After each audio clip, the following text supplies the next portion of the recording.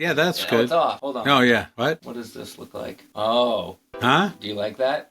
I do. I can't see it. I don't know. All right. Why are you asking me? Does this? That's good. You think that one you prefer? I prefer you to stop. So. Welcome to another illuminating episode of On Your Radar, where we explore the complexities of mental health and substance use issues. I'm your host, Tom Farley, and today's episode is made possible by Rosecrance, a leader in addiction treatment and mental health services. You can learn more about Rosecrance and delve deeper into their innovative work at rosecrance.org. Budding movement that suggests changes in millennials' relationship with alcohol. Just not appealing to me. I don't know, I don't drink. I don't drink because of religious reasons. Recent studies show alcohol consumption with Generation Z is trending downwards. A report from Berenberg Research shows that Gen Z drinks 20% less per capita than millennials. It changed the way I go out too, so I feel like I don't need to drink now. I don't need to, have anything in my body and just enjoy the dancing. It's part of a growing idea called sober curious. People who don't misuse or abuse alcohol trying out alcohol sobriety. And with the legalization of marijuana, combined with the constant hike of inflation.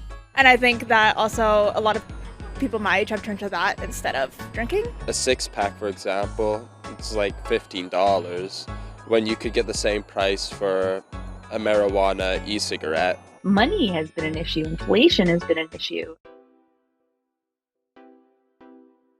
Our focus today, the remarkable surge in Gen Z's choice to abstain from alcohol. We've been seeing a lot in the headlines and hearing a lot about the sober, curious trend. We're going to explore the cultural significance of this trend, what it means for sobriety, and the ongoing conversation around recovery. We'll delve into how it impacts the field of recovery and what lessons we can draw from this generational shift in drinking habits. I want to introduce our guest who has consciously chosen to abstain from drinking, Chrissy Monaco. Hello, Chrissy. Hello. Thanks for having me. Well, this is fantastic. Wonderful to have you. This is a really interesting conversation. I'm glad that we're having this. As I said, we've read about it. We've seen a lot of news things about it. But having this conversation with somebody that's actually chosen to do this is pretty. I think it's kind of the last piece of the puzzle.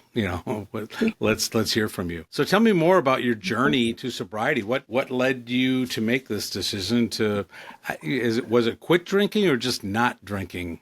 Yeah, so just like long story short, I think I was just really sick of my own kind of stuff. And it was just really being sick of the hangover, the anxiety. You'll hear that term a lot these days, the anxiety that comes with a hangover, the what did I say, what did I do last night, and just this feeling one morning where I woke up and I just realized that I didn't ever have to feel that way again. And it was my choice. All I had to do was give up drinking. And so I did. And so I haven't had a sip of alcohol in a little over 4.5 years. January 13th will be 5 years for me. Fantastic. So pre-COVID. So this is before all the stuff. Yes. It's funny. I just reached 5 years myself. October. Congratulations. 20th. Yeah. Thank you. You too. And to have done that before COVID, before all the stuff of COVID was, I don't know how I reached that. Aha moment, but I'm glad I did. So I'm sure you feel the same way. Can you describe some key moments or events that made you realize that you needed to make this change and commit to sobriety? As you said, you got tired. I understand that really well, and all the anxiety. Any like specific kind of moments that really kind of resonate and kind of stuck with you that, okay, now enough's enough? Yeah, I think there were small moments throughout my drinking. There were never any big moments. And it's funny because my dad still doesn't believe me. He still kind of questions me sometimes. Like, are you sure you didn't get a DUI? Are you sure you didn't lose your job? Like, are you sure there wasn't this big thing that happened? And it's just, no, there were just those small things that added up to make this big decision. But there was one night where I I didn't know any of this happened until the next morning, but I made a lot of drunk phone calls. And the next morning, I woke up and I saw a call log of hour-long conversations that I had with friends that I had no memory of. And the next morning, a few of them had texted me, like, "Are you good? Like, last night was kind of crazy. Like, are you okay?" And I don't remember any of these conversations. I had no memory of them. And it was just that pit in your stomach shame where you're just like, oh my God, I wonder what I said. What did I do? Do I have to apologize to these people? And it was really that moment. And, you know, I still think about two friends in particular that held me accountable, that kind of called me out that next morning, that was kind of the inciting incident that really drove it home for me, that I needed to make that change. Yeah, that's very critical, having those two, you know, or a couple of people, a circle of friends that say that, yeah, this, what, you know, we're all doing certain things, but what you're doing is a little, you know, kind of not typical. So it's wonderful to have that. I also want to probably go back a little bit later. I know we want to talk about this because it is this generational thing. I love that your father was like, what was it? It was a, that's, you know, because that's the way we were brought up. It was something, that rock bottom kind of thought that's what it takes.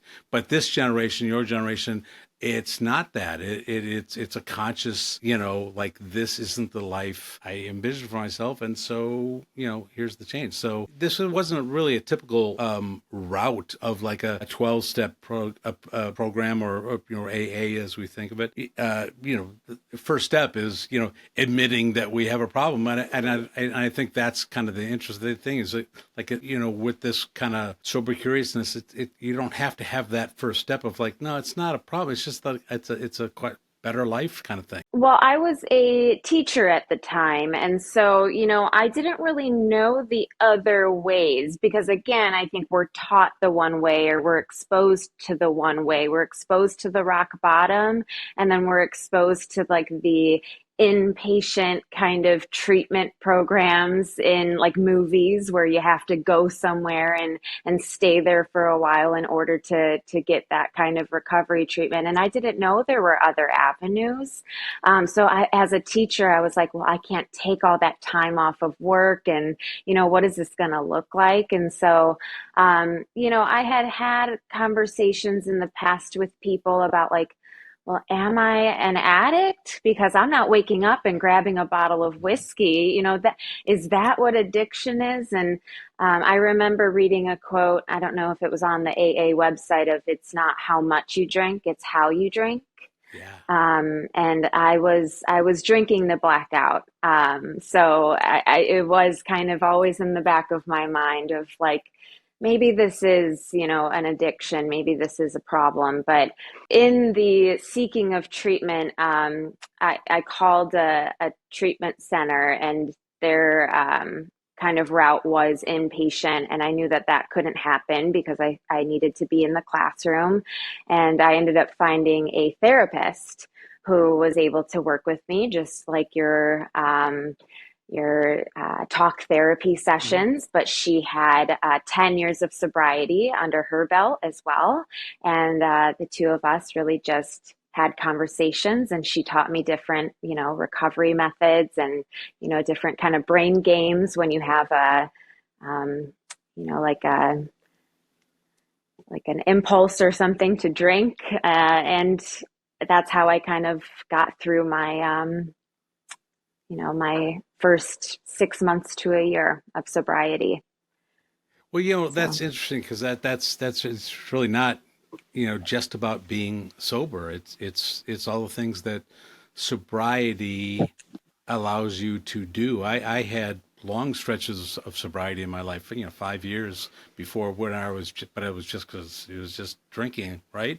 That's my only problem. But yet I was causing all sorts of, you know, train wrecks in my life. But when I finally got into recovery, I knew that the sobriety piece was what I just needed to really work on all these other things that was really the why am I doing this? What am I doing? Like that therapy side. And I think was all of a sudden that, you know, difference. Certainly the jobs that we have, you know, dictate a lot of those things. It's hard to walk into a classroom, you know, after a tough night. So that's Yes. certainly, I'm sure you can, certainly makes you aware. But what do you do now? Yes. You I think you're a different industry now, right? I am in a different industry now, and I am in the hospitality industry. So that was actually something I did during college. I was a bartender and server during college, and that is definitely an industry that kind of propels the drinking and the all night binging and late nights and parties. And so now it's kind of like I married the teaching component of my professional life and the service experience. And so now I run a training department for a hospitality group in the city here. Yeah, So there's a lot of doing both performance elements in both those careers. So I can see that. for sure. Yeah, so Yes. you jumped. I mean, hospitality. Yeah, that it all. Yeah, maybe that's the common misperception, or maybe it's just emphasized too much that it does evolve around drinking and that lifestyle. But I suspect you probably found, if since you've stayed in that industry, that it doesn't have to be, or it isn't necessarily. That might be a myth, even. Well, when I had found my sobriety in still being a teacher, and then I decided to come back to this industry, there was a lot of fear coming back to this Sure. industry, especially in a salaried position, because I was no longer going to be a server or a bartender. I was coming into a managerial role, and I was going to be expected to train alcohol. I was going to be expected to train people how beers taste and cocktails taste, and the differences between wines. And I remember during my interviews having this fear of like, do I tell them that I'm sober in my interview? What if I don't get the job because of this? And they think that I'm not a qualified candidate because I won't be able to train alcohol. So I didn't tell them until I was hired, and I was back in Chicago and actively in the restaurants. And I kind of pulled one of my superiors aside, and I said, I know that I have to start learning the alcohol soon, the alcohol components of this job, but I do want to let you know that I won't be drinking. And I had this whole like speech prepared of like, I'm fully equipped and I can still do it from like sense memory, like smelling it and all of this. And I later in life I became a training manager myself, and I had servers come up to me in the same kind of private conversations, pulling me aside and saying, hey, you know what? I'm sober. I promise you I can be a good server, and I won't be tasting the wine, and I can still sell it. I promise you I can still do this job. And that's when I really started to realize, like, whoa, there is a bigger conversation that needs to be had about what we're expecting people to do in this Yeah. industry, and what is safe for them to do, and what, like, if they are, um, addicts, or if they are sober curious, or if they are just not drinking, they can still fulfill these roles, and we have to give them the space and the safety in order to do those things. So it's just a conversation that I think needs to be had. But I felt that these people are feeling that. So Yeah, energetically, there's a shift happening. totally. It's breaking those two myths that, are so pervasive, is that if you choose this lifestyle, that you're going to lose all your friends and not have any more fun anymore. Well, I mean, clearly you're showing, absolutely not. I can still chase my passion in the hospitality business. And as far as so there's still fun with that, and there's still all those things. And then, am I going to lose all my friends? Talk to me about how choosing sobriety has changed, or maybe even enhanced some of the relationships you have in your life with others. It's so funny that you bring this up, because I just had this conversation the other day with people. I did lose just a few friends, and I realized that those were my drinking friends. Yeah. And the only thing I had in common with them was alcohol. And I kept most of my friends. I kept all of my friends that there was actually substance underneath our relationship, where the alcohol was the thing that brought us together, but it wasn't the thing that made us friends. There was actually substance there. And I kept all of those relationships, but the only ones I lost were the ones that we were going out to the clubs together to get drunk together, and that was it. And those, I didn't really feel the loss of those. But the benefits, the things that I've won from my sobriety are just immeasurable. I am like the fogginess, the brain fog, all of that I was talking about, the anxiety, all of the hangovers.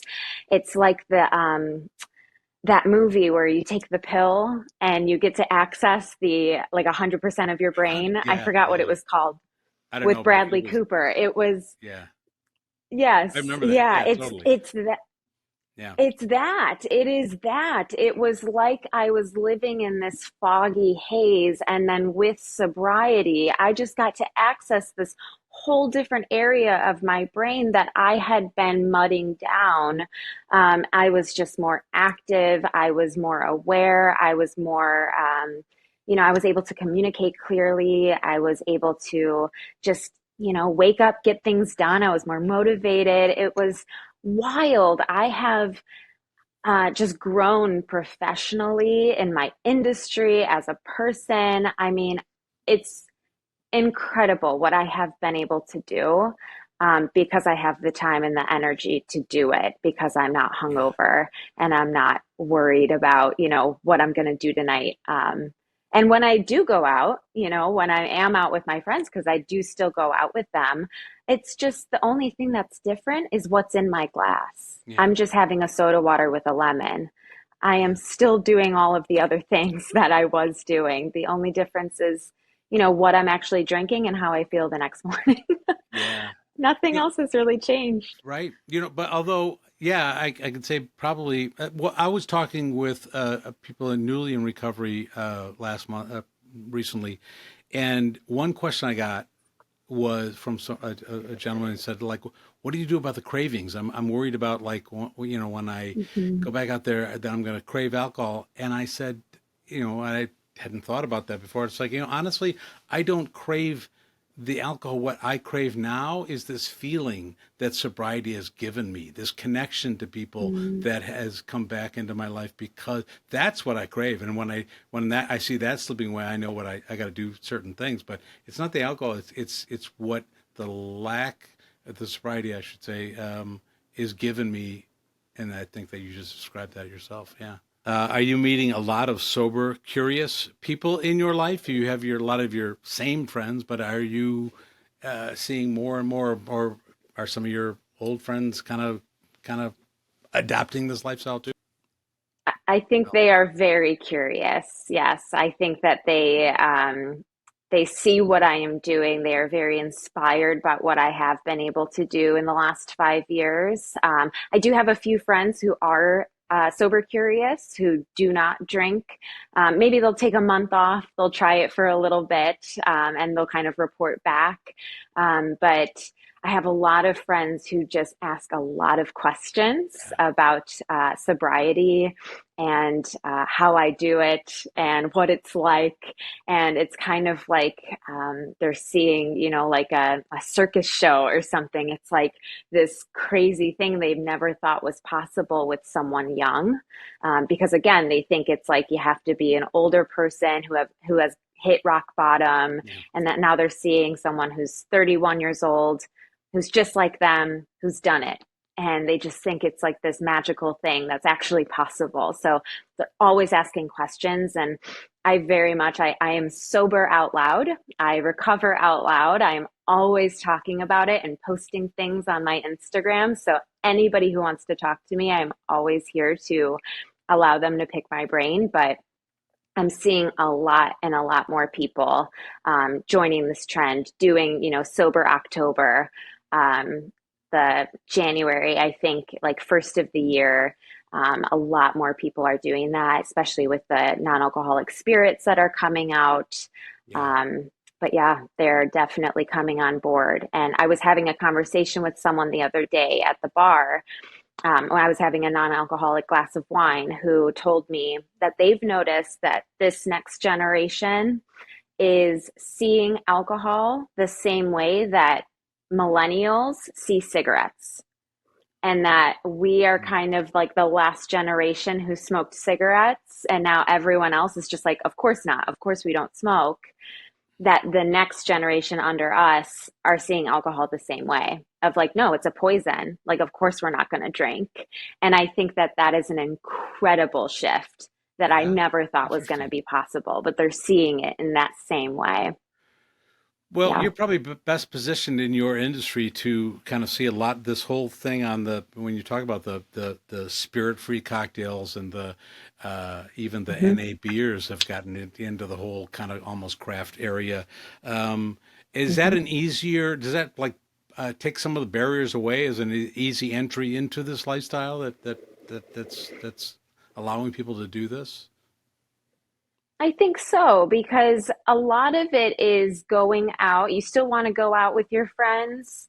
And the biggest obstacle in getting sober for myself, and I can only speak for myself, but the biggest obstacle was, what am I going to do if I'm not going out with my friends? I'm just going to sit at home. I'm not going to, go out.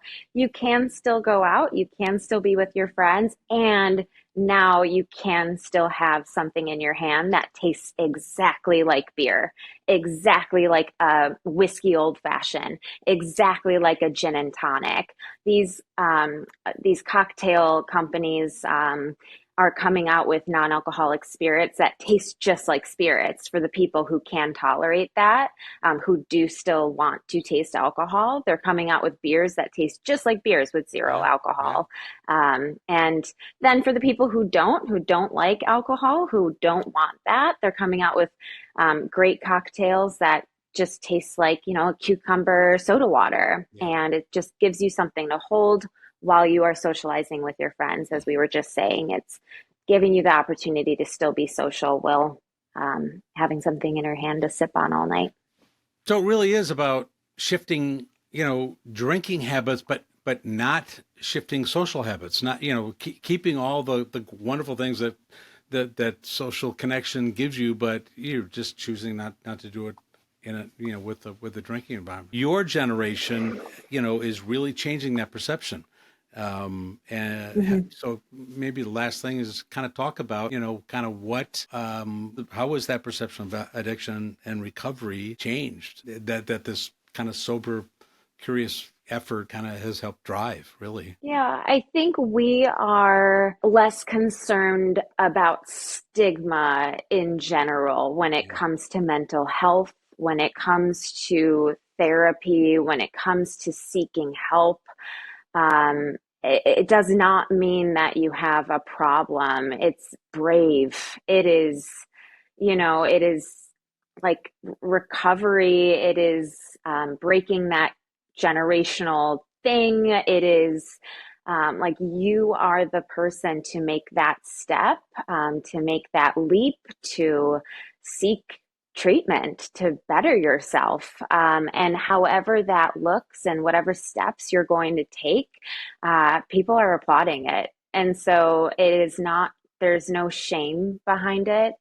I think that we are seeing what that's done to our maybe families, to our society, to our older friends. And we're just saying no more. As a society, as a generation, we want to see a better future for ourselves and for our kids. And so we want to recover so that our world, our society can recover. Yeah. What I always like to say is that, recovery is just on the other side of fear. And it looks like your generation really is trying to live fearlessly, and I applaud that. I think what a great story that you have, and I love that you're in the industry you're in. I mean, like you're really at ground zero to kind of really see what's going on, but also be part of that change. So really a neat story. So I appreciate you being with me today. Thank you for having me. It's been fun to talk to you. Our next guest are Carly Novoselsky, a licensed counselor and therapist with Rosecrance Therapies, and Dr. Puneet Lakmani, the medical director for Rosecrance Therapies. How are y'all doing? Really well, thanks. Great to have you. Interesting first guest talking about this sober, curious Gen Z kind of take on drinking, recovery, all those things that we work with every day. What do you make of this trend, and how is this generation different than some of the other groups and generations that we Carly, why don't you start us off? Sure. I think that this is a really interesting trend, right? We've kind of seen each generation kind of have their own, vice, I guess we'll call it, right? So the generation X had kind of the smoking cigarettes, millennial generation, or, Gen Y has their drinking habits. And then Gen Z, right? We saw initially more of the like vaping generation, but I think that they caught on pretty quick to the dangers of what that could cause to your health and your lungs. And I think that this generation is really waking up to kind of the maybe lies that these vices are sold to them as being cool or being a necessity to fit in. I know that I've seen in my group work that a lot of Gen Z is very inclusive, right? It's like the cool thing now is not to be exclusive and creating these cliques. It's to invite everybody in and making sure that everybody has a seat at the table. And so I think that the need for a social lubricant like alcohol isn't maybe as necessary for them because they are already so on board with making sure that everybody is feeling comfortable and kind of calling out the elephants in the room and not wanting to make anyone feel bad. Yeah, Dr. Lakmani, what's your initial take on all this? Yeah, so there are a lot of like epidemiologic studies looking at trends in drug and alcohol use over, the course of many generations and many years. And, repeatedly we're seeing that, this coming generation or this, I don't know, Gen Z, I guess there's a Gen Alpha now. I'm not quite sure about the generation nomenclature, but that they are drinking far less, using fewer drugs than their predecessors, and I think it's like a broad, multifactorial reason. I think Carly pointed out some really good ones, like the changing social landscape is a really important factor there. I think people, in that Gen Z age range are so much more knowledgeable than even people in my generation or the people before them. I think they have like a much more nuanced understanding of the risks and harms associated with long-term alcohol consumption. And they just frankly live in a different world than I think anybody before them has. I think social media plays so much bigger role of the sort of like social fabric than it had before. And as a result, I think they have a more pointed understanding of the short-term consequences of alcohol use, public drunkenness and acting erratically or sort of like outside of yourself in a way that, alcohol intoxication might be more conducive to, has much more noticeable consequences to them than it did to, any of us when we were kids, for sure. And I think the valence of sort of like where people exist is different now. I don't think that it's used as a social lubricant like Carly was saying as much, because I'm not sure if the social interactions are happening in the same ways that they were when I was younger, at least. I don't think people are going to house parties in the same way or drinking in like public venues in the same way that they were, especially, during the pandemic, for sure. And there's got to be just major changes in like contemporary youth culture besides just that like sort of like infrequent socialization outside the house. I think that like their perspectives are way different. Like Carly was saying, they do tend to be more inclusive, and I'm sure that plays a role in mitigating alcohol as a social lubricant.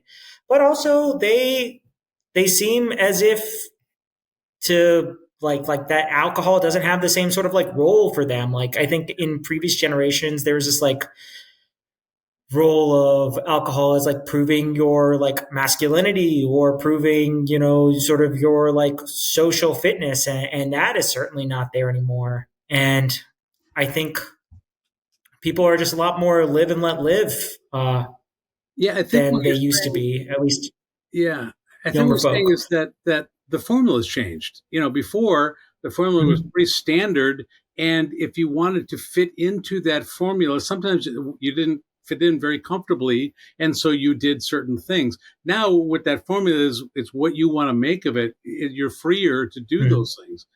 Is that an accurate kind of description? I think so. I mean, I'm not young. I can say I know that much for sure. I mean, my back hurts all the time and my knees click.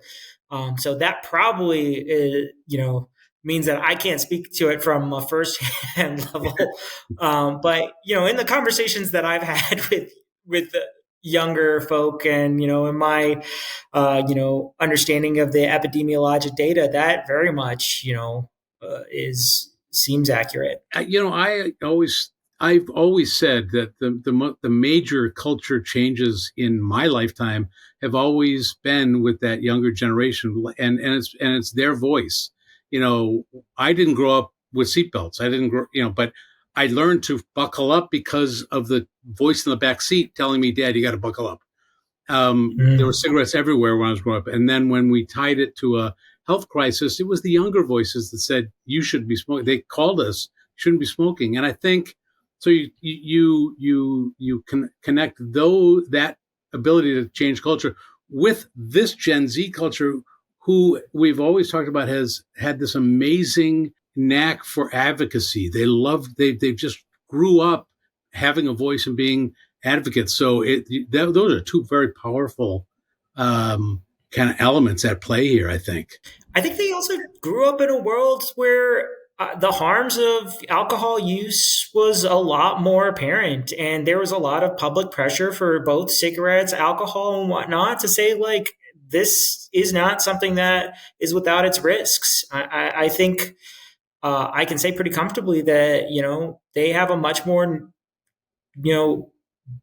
under like deep understanding of what alcohol can do to you than I think like your average person in the 70s did, for sure. Is it being is alcohol just being replaced by something else, or is it the true kind of self care? Like, this is deeper than that. Like you said, with the legalization of cannabis in their lifetime, I would definitely say that is on the rise. And, just as a coping skill, and people are realizing that, hey, this isn't as hard to get as it was before, or maybe there isn't as much stigma around it, without maybe realizing just how like concentrated and how much they might be doing in a way that they weren't doing before.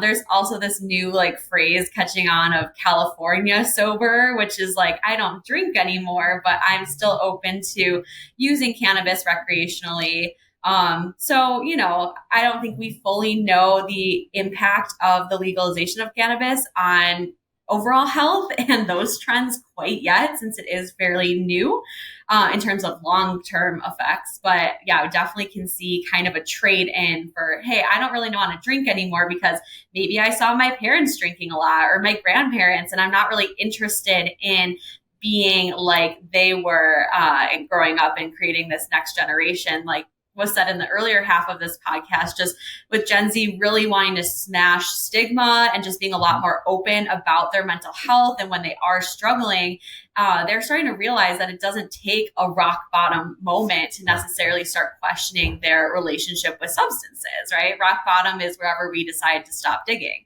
And people don't need to necessarily be like the media portrays, like homeless, jobless, having nowhere to go on the street with a brown bag. It could just be even a few times of binge drinking, not working out for us, not allowing us to feel our best selves, where people are starting to be like, the jig is up, right? Like alcohol has kind of sold me a lie, and I'm not really interested in perpetuating this narrative for myself or my friend group anymore.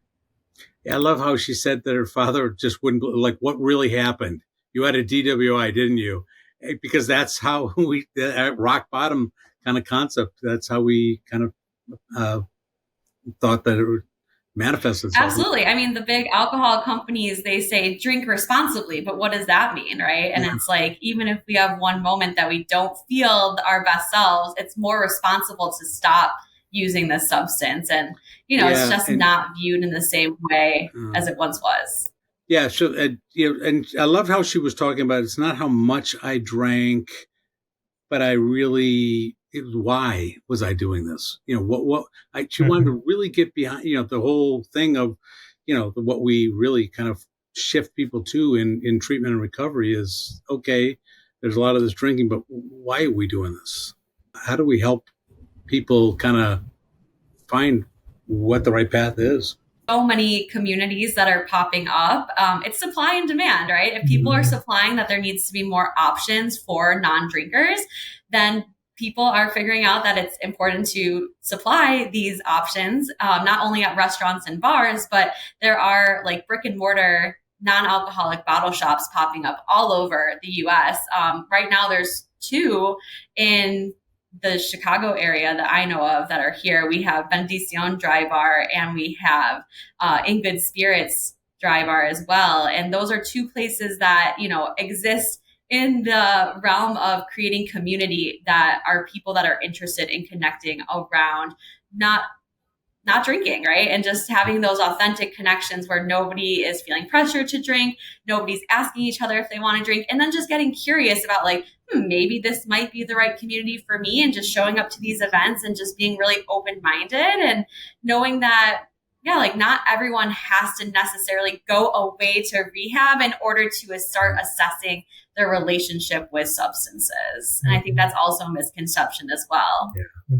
But also, I just want to point out that those traditional routes do exist too, and that, even for people who are, don't necessarily view themselves as people who are, hitting rock bottom or whatnot, the only requirement for AA is a desire to stop drinking. And, the criteria to meet,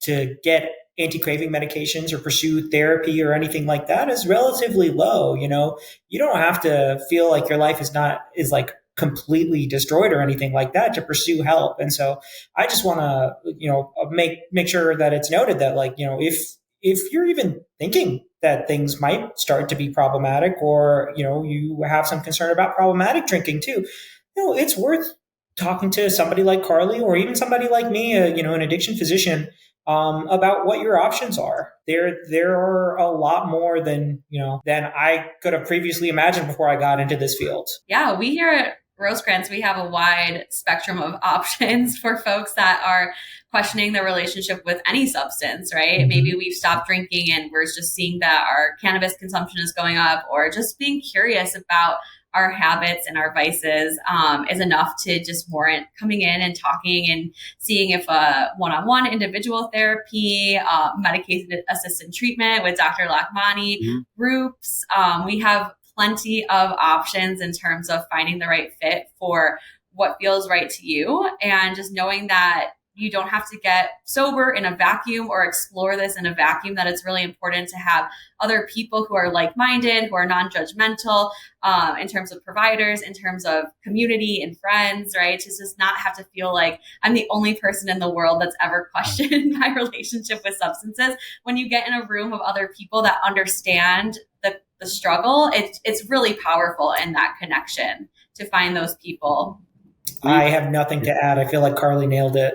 Oh, well, we even have virtual now, which is so tailor-made to this generation. It's beautiful. Like, there's so many things. Yeah, anyone that thinks that connections can't be made over a virtual platform are wrong. I've seen it happen firsthand. I've had it, experienced it myself. So just knowing that whatever module or model is, most appealing to you, if you've ever Googled or thought about, do I have a problem with drinking or substances, just know that, that's an inkling that maybe, we could start doing some exploration. I say in a lot of my talks that, all of these things are, mental illness, substance use, they're all diseases of isolation. We've been talking about that forever.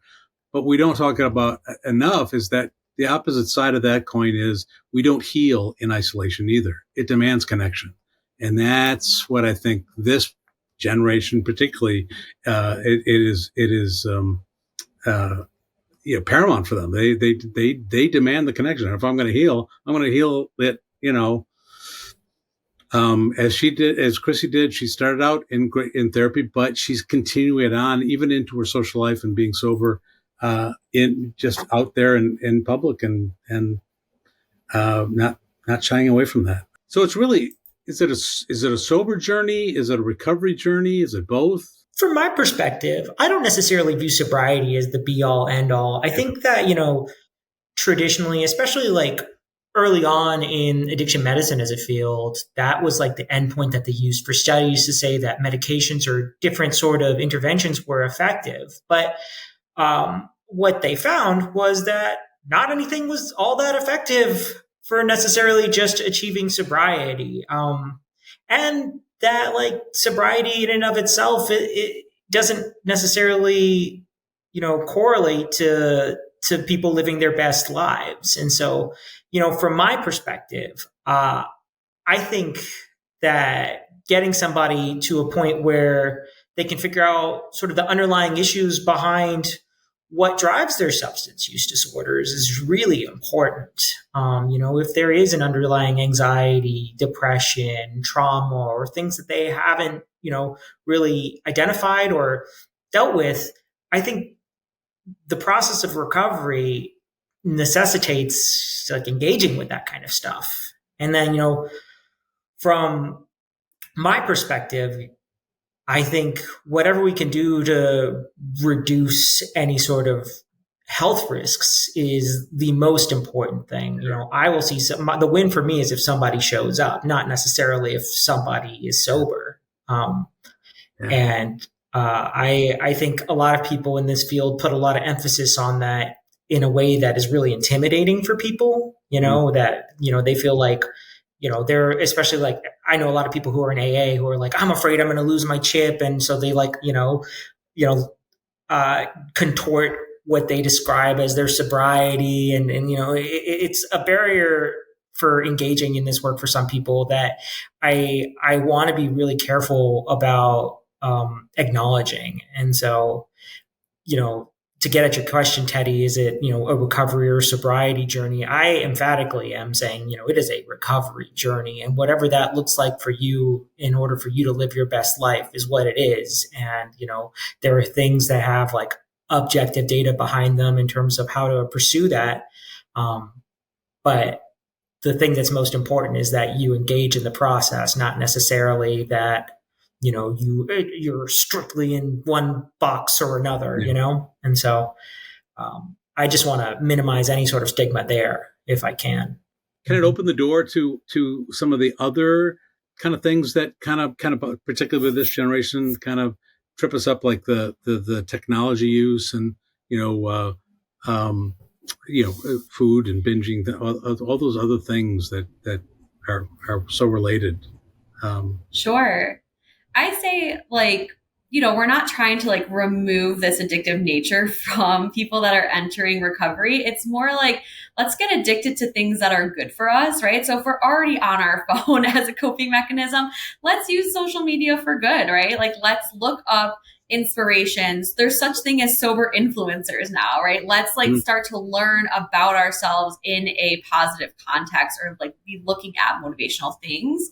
However you like to learn, whether that's podcasts, whether that's videos, whether that's audiobooks, reading, whatever it is, there is a medium talking about recovery, talking about sobriety. So it's just start to get your feet wet and starting to learn about some of this stuff, and use that time that you're already on technology for good, right? So it's not like we have to just reinvent the wheel and take out all of these things that are actually helping us cope. It's let's start leveraging them to be beneficial in our coping process, right? Because everybody's had some kind of coping mechanism to get through the pandemic, and just knowing that a lot of people's habits have changed. None of us are the same people that we were when this pandemic first started, and not judging yourself for the way that you've used to get through this, but maybe using that as a tool to get well. It's a completely different world, in the last 10, 15 years from when I am. So, I don't know what's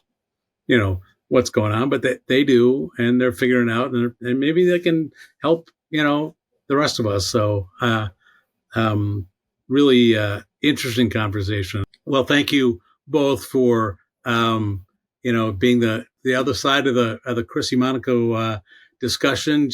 Amazing story. I love that she's in the hospitality industry and she's at the forefront of all of this, and just committed to doing it with such a great attitude and such a great, I feel better just listening to her. So she must be feeling great. So it's pretty neat. So thank you. Well, this is On Your Radar, a podcast series produced by Rosecrance with locations in Illinois, Wisconsin, and Iowa. Help is just a click away. Visit rosecrance.org or call 888-928-5278 for more guidance and information. Rosecrance, life's waiting.